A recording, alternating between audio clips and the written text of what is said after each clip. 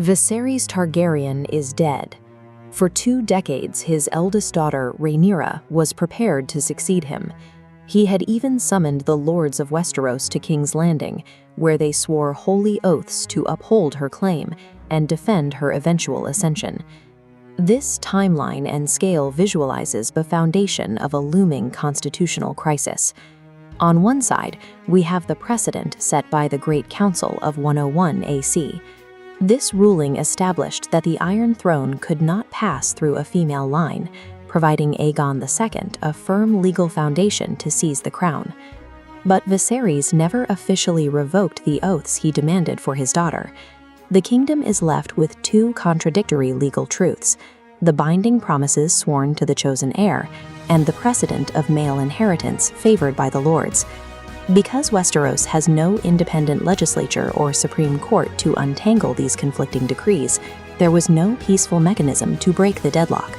If neither side would yield their interpretation of the law, the only way to determine the rightful heir was through a trial by combat on a continental scale. Even as her throne is usurped, Rhaenyra initially shows restraint. She relies on the perceived strength of her legal claim and dispatches her sons as envoys, hoping a show of diplomatic support from the great houses will force Aegon to negotiate. That diplomatic effort collapses at Storm's End. Rhaenyra's son Lucerys arrives to treat with House Baratheon, only to find Aegon's brother, Prince Aemond, already there. In the skies over Shipbreaker Bay, Aemond's colossal mount, Vhagar, pursues and shreds Lucerys and his young dragon amidst a raging thunderstorm. The death of her child ends Rhaenyra's commitment to a bloodless resolution. The loss of her son transforms the conflict from a political struggle into a personal crusade, forcing the queen to prioritize the destruction of her rivals over the stability of the realm. The tragedy in the storm consumes the last possibility of negotiation. As the news reaches Dragonstone, the legal dispute ends and a period of relentless, retaliatory violence begins, an era known as the Dance of the Dragons. The retaliation is immediate. Rhaenyra's faction hires assassins to infiltrate the Red Keep and murder Aegon's young heir in front of his mother, a strike specifically designed to mirror the grief Rhaenyra suffered at Shipbreaker Bay. The violence rapidly expands into open warfare as both sides commit their dragons to the battlefield. At the Battle of Rook's Rest, the factions engage in a direct aerial clash that results in the first major casualties of the war. The encounter leaves both sides severely diminished. King Aegon is left with broken bones and burns that will leave him bedridden and crippled. In return, Rhaenyra loses Princess Rhaenys and her mount Meleys, sacrificing one of her most experienced commanders and powerful dragons in a single afternoon. Every strike invites a heavier counterstrike. By trading their most capable leaders and rare creatures in a continuous cycle of revenge, the 2 factions lock themselves into a war of attrition where the victor will likely inherit nothing but a graveyard. Bleeding forces and losing momentum, Rhaenyra authorizes a radical tactic to replenish her aerial strength.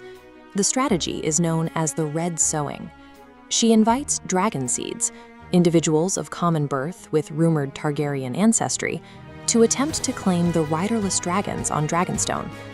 These blacksmiths and sailors are offered knighthoods and lands if they can bond with ancient, volatile beasts like Vermithor and Silverwing.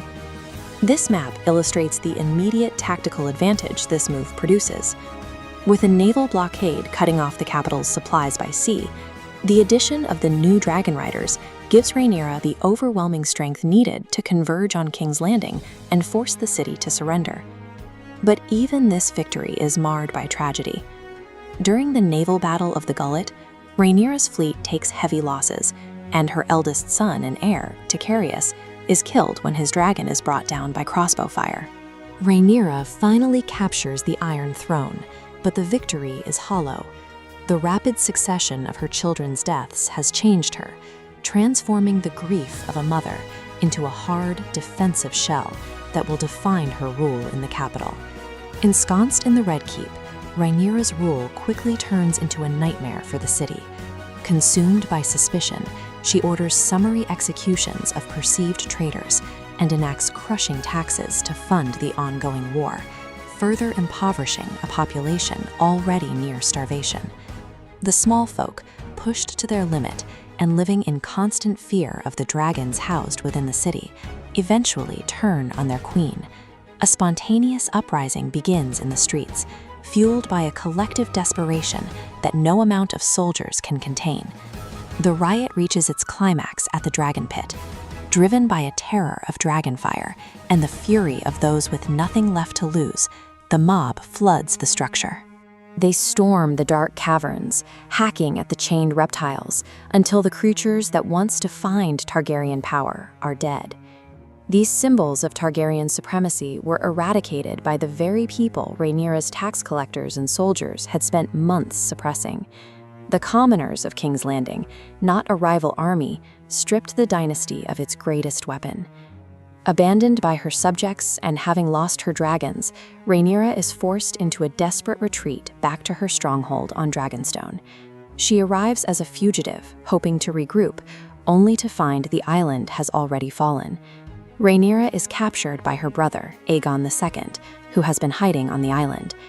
In a final act of cruelty, he sentences the queen to death, feeding her to his own wounded and dying dragon, Sunfire, as her surviving son watches. Aegon's triumph is short-lived.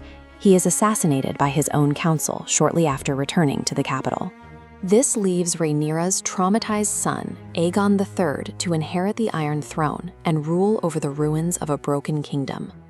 Rhaenyra's pursuit of her legal birthright technically succeeded. Her bloodline survived and took the throne. But she bought that success at the cost of her family, her legacy, and the permanent extinction of the dragons that made her house unique.